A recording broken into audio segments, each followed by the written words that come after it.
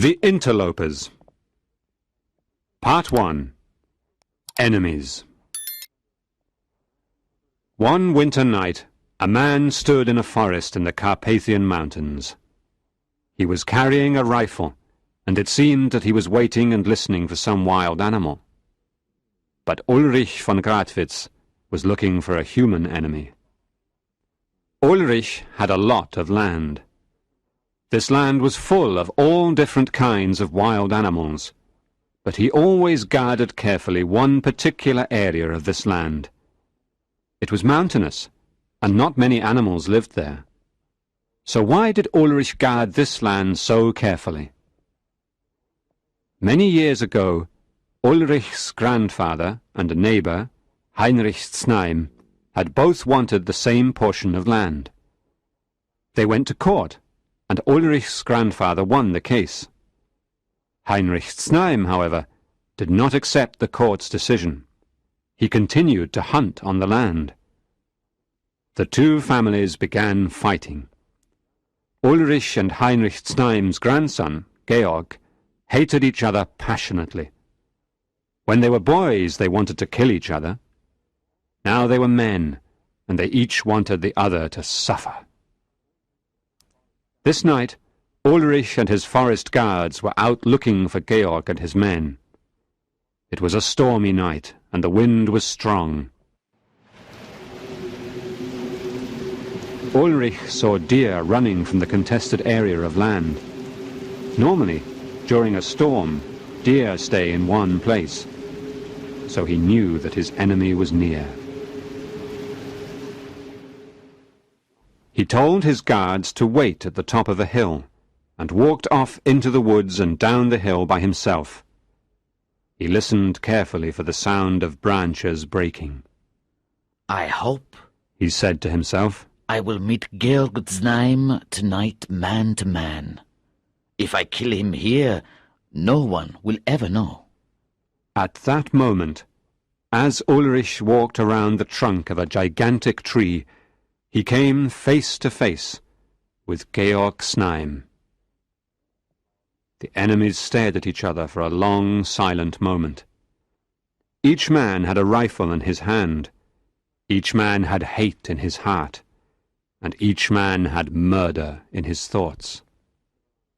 But it is difficult for a civilized man to shoot his neighbor in cold blood. They had to say something. At this moment, however, the wind blew particularly hard,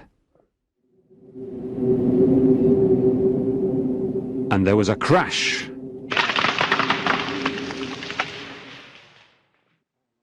A gigantic tree fell on top of the two men.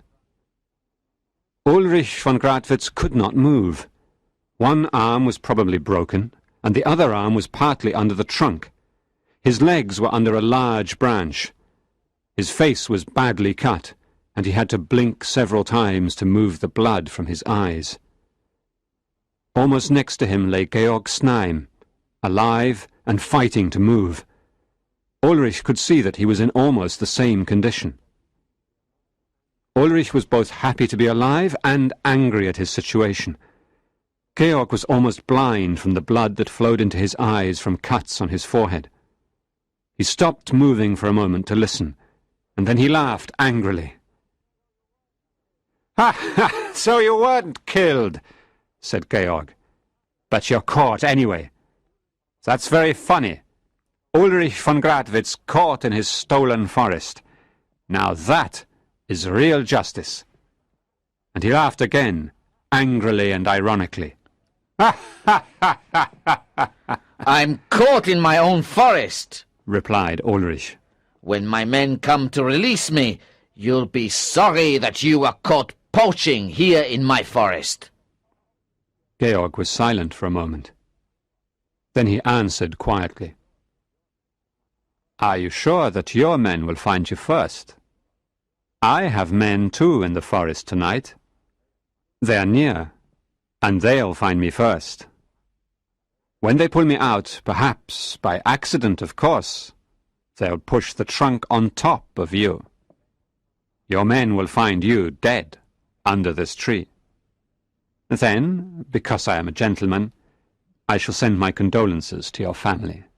That's a good idea, said Ulrich angrily and ironically. I told my men to follow me after 10 minutes. 7 of those 10 minutes have gone by already, and when they come, I'll remember your idea. Only I can't decently send condolences to your family. After all, you were poaching on my land. Good, growled Georg. Good. We shall fight to the death. Just you and I and our guards, with no interlopers. Death and damnation to you, Ulrich von Gradwitz. The same to you, Georg Znaim, forest thief, poacher. But both men knew that it was a question of chance which man's guards would come first. Part 2. Friends. Now the two men had stopped trying to get free.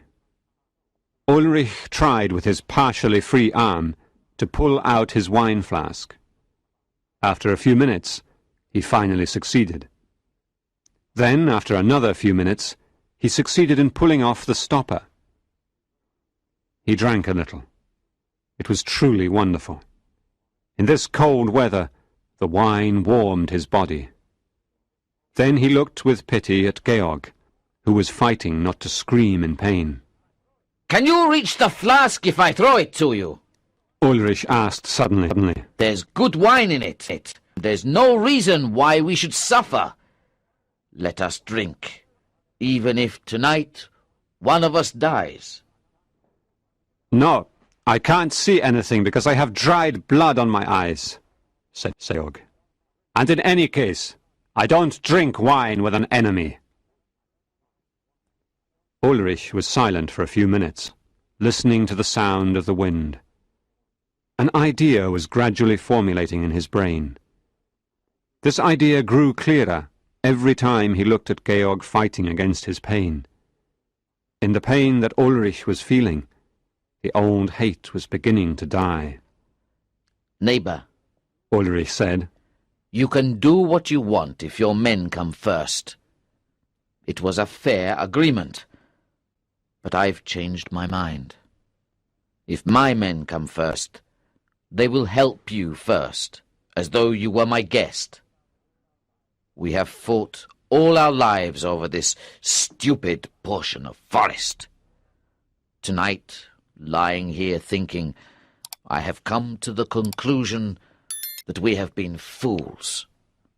What is so important about this portion of forest? Neighbor, if you help me end this fight, I'll ask you to be my friend. Georg Znaim was silent for a long time. Ulrich began to think that he had fainted because of the pain. Then Georg spoke slowly. Everyone would be shocked if we rode into town together. Nobody can remember a Znaim and a von Gradwitz talking to each other as friends.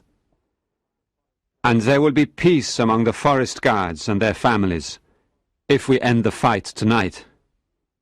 And if we choose to make peace among our families, there is no one who will interfere, no interlopers from outside.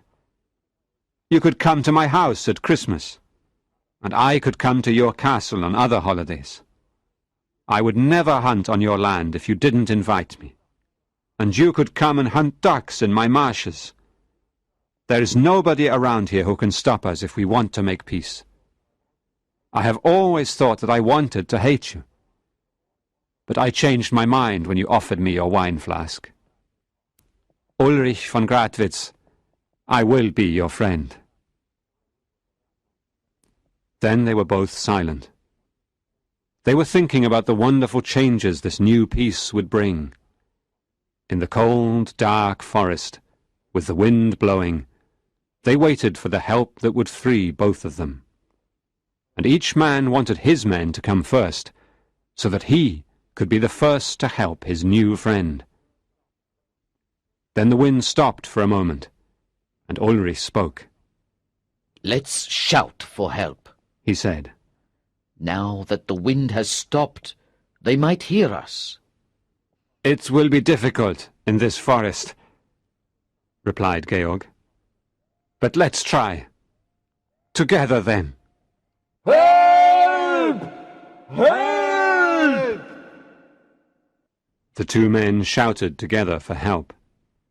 Together again, said Ulrich a few minutes later. "Help! Help!" "I heard something that time, I think," said Ulrich.